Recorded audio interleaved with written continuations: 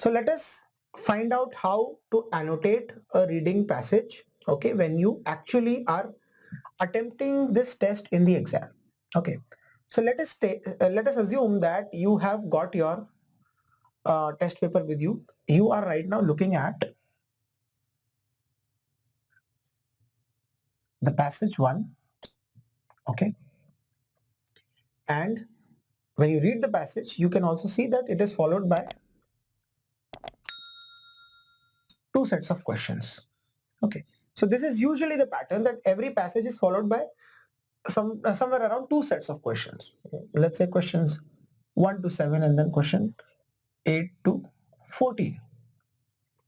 Okay, so the first strategy for annotation that we recommend is that it is always a good idea to read the questions first.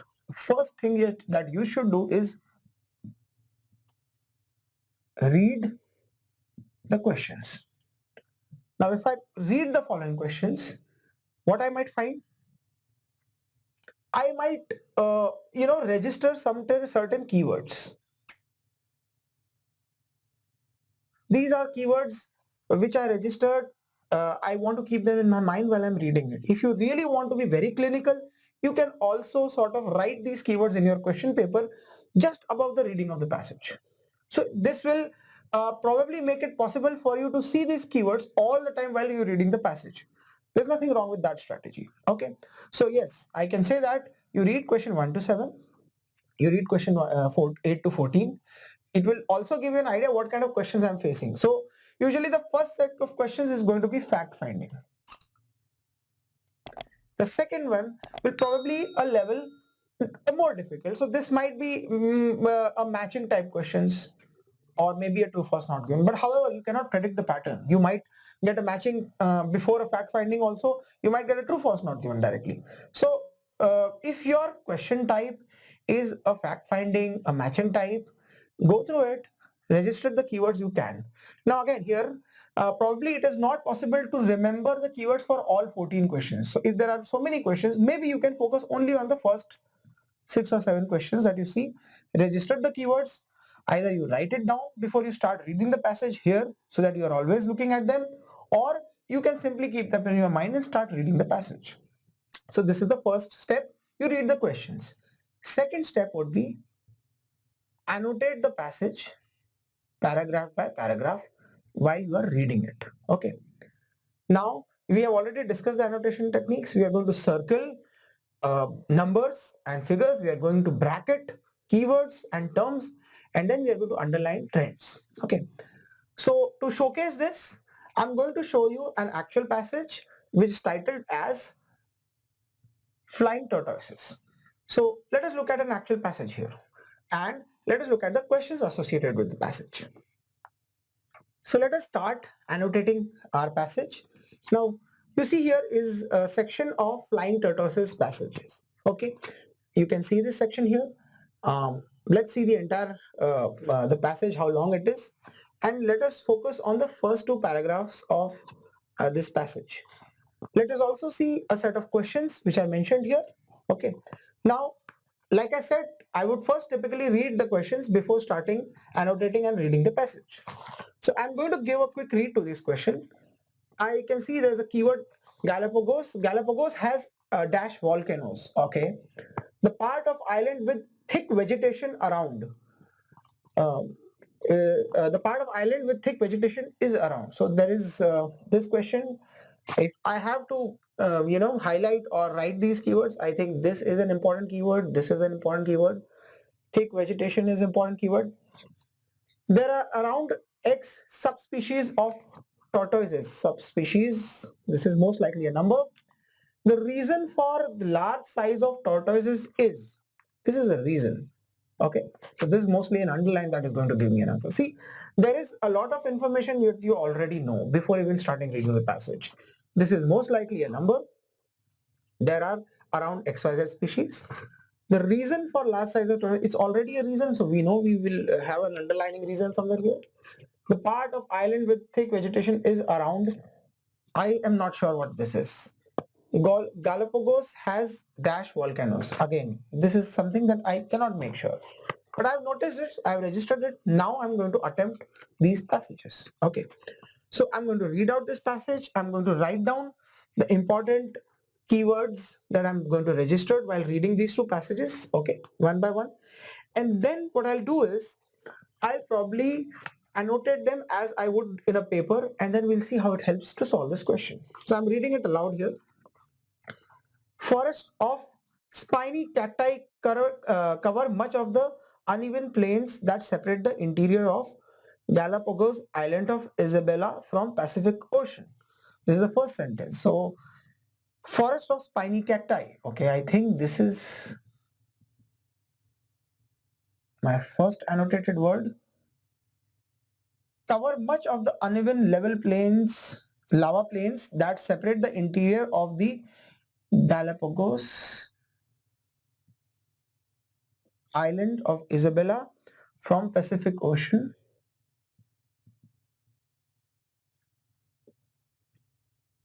This is done. This is my annotation. These are keywords, terms, name of an ocean. So I'm going to bracket them.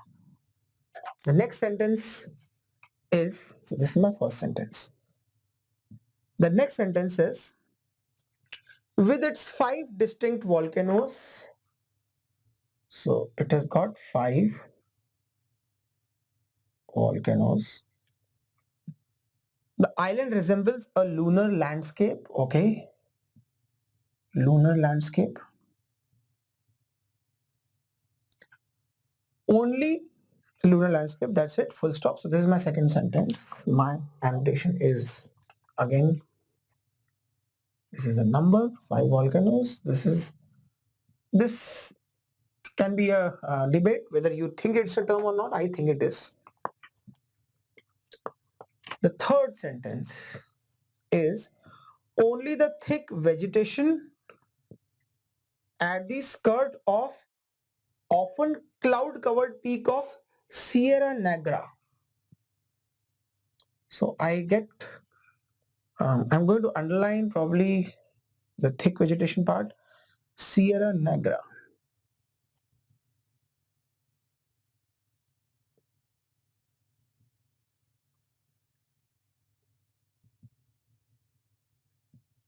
This is thick vegetation. Sierra Negra offers respite from barren terrain below. So it offers respite from barren terrain. Okay. Now this is an annotation. This is definitely a keyword. This is probably a trend that it offers respite. This is a trend, thick vegetation. And I'm also writing this or annotating this because I sort of remember, because I've read the questions, I remember there was something about thick vegetation. So I'm writing it up. All right. Okay.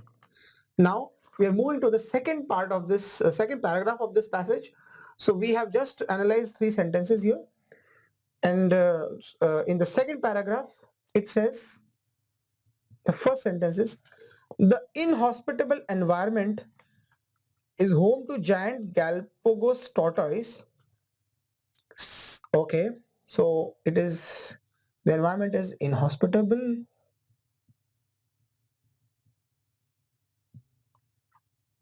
It is home to giant Galapagos tortoise. Fine, we know this, that it is home to Galapagos tortoise, that is already mentioned in the title. Sometime after Galapagos's birth, okay, around 5 million years ago, the island were colonized by more tortoises from the mainland South America. Okay, there's a lot of information here. So, some 5 billion years, it was colonized by one of the more tortoises from mainland South America. Wow. So South America has a part to play here. Let me quickly annotate this. Inhospitable condition, it's a fact, it's a trend here we are seeing. This is a term, name of the tortoise. This is their, we are talking about their birth. Then this is a date, and This is also a particular continent we are discussing. Then the fifth one, the fifth sentence here says, as these ancestral tortoises settle on the individual islands. So again, we can clearly see that there is an opinion or there's a reasoning being built up. The different populations adapted to their unique environments, giving rise to at least 14 subspecies. Okay, so I think the main important term here to underline is populations adapted. Populations adapted to the environment,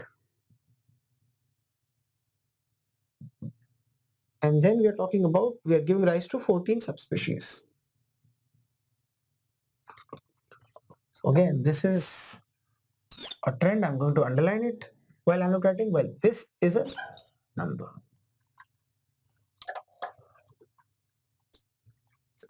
The sixth sentence says that island life agreed with them. Fine. In the absence of significant predators. So absence of predators. Again, I'm seeing here a reasoning coming out. They grew to become the largest and longest living tortoises on the planet. That's a very big trend that we can see here. So largest on the planet, weighing more than 400 kgs, occasionally exceeding 1.8 meters. Wow, this is a really big turtle. And living for more than a century. All right. We have two figures here. There is a third figure, the hidden one, which is living more than a century. Century means 100, so which means that their lifespans are usually more than 100 years. And this is the trend we are talking about. They're largest in the planet, and then they're largest because of absence of predators. So now I have annotated this. I've gone ultra slow here because I am literally reading word by word and then annotating it afterwards, but usually you will be able to do much faster if you do with a pen and paper. The importance here is that now let's see how easy it is to solve these questions. Because whatever time you have taken in reading, it's worth it if your answers can be found easily. Galapagos has dash volcanoes. I'm going to see, have I anywhere annotated the word volcanoes? I can see the word volcanoes here. It's part of one of the figures I've written, 5 volcanoes. I think it's a direct question. It's a number and the number matches here. So I'm going to write 5 here. That gets solved. The part of the island with thick vegetation is around, I remember I have underlined the trend thick vegetation. It does not say that. Now the question says the part of the island with thick vegetation is around. Now you must look here how they have paraphrased it. I now know that the information is somewhere in this line. I'm going to locate that line. The line says only the thick vegetation at the skirt of the often cloud covered peak of Sierra Negra offers respite from the barren terrain below. So the barren terrain below is basically barren. So there is no vegetation there. Only the thick vegetation at the skirt of the often cloud covered peak. So skirt means the boundary. You know, if it's a peak, the skirt will be the boundary, the lower part of it. And it is covered in thick vegetation, and the name of the peak is Sierra Negra. So basically the part of the island with thick vegetation is around. This is a term which matches with the name here. This is a bracketed term. I think Sierra Negra is the answer here. So the moment you can connect, you connected thick vegetation here, you match the trend that you have written here, Sierra Negra falls in place. There are around X subspecies of tortoises. Now this is a number, we clearly know it. Let us look at our numbers. It's not 5, it is not 5 million. Adopted environment 14, this seems like it. Yes, we are talking about 14 subspecies. This matches. And now let us come to the last question. The reason for large size of tortoises is, now we are talking about the reason here. So definitely it's a trend which is going to give us an answer. The underlines are important, but you must notice that we are talking about large size also. So where have we discussed the size of the tortoise? I can see that the sixth sentence we are talking about size. So let us see what the sixth sentence says. The sixth sentence says that in the absence of significant predators, they grew to become the large and longest living tortoises on the planet. So it's the absence of significant predators that allowed them to grow so large. The reason for large size of tortoises is mainly absence of. Now, if your instruction here is not more than 3 words, so you cannot write absence of significant predators, but it is okay to write absence of predators also. So you see how my annotation has literally led me to answers. Okay, and you must notice when you are annotating these words, when you are reading these questions, again you have to understand how your mind works. It registered these special keywords, and therefore the matching becomes really easy. Now another word of advice, that if you're looking for a matching heading question, if you know that your passages are labeled A, B, C, D, E, then you should quickly check, is there a matching heading question there? If that is the case, you must, while annotating, also write the gist of the paragraph. Okay, because you know there is a question that is always going to be asked. Okay, and while you are writing the gist, at the same time you can go and check what is a suitable heading that you can give from the list of options available. All right. So I think this sums up how annotation is done. Okay. Now, if you even look at the time I have taken here, the time I have taken here is considerably more because I am literally repeating everything 3 times. But if you can do this exercise on your own and you can register the time it takes you to probably solve a single 1,000 word reading comprehension passage, annotating, finding all the answers, that will set a good benchmark for you.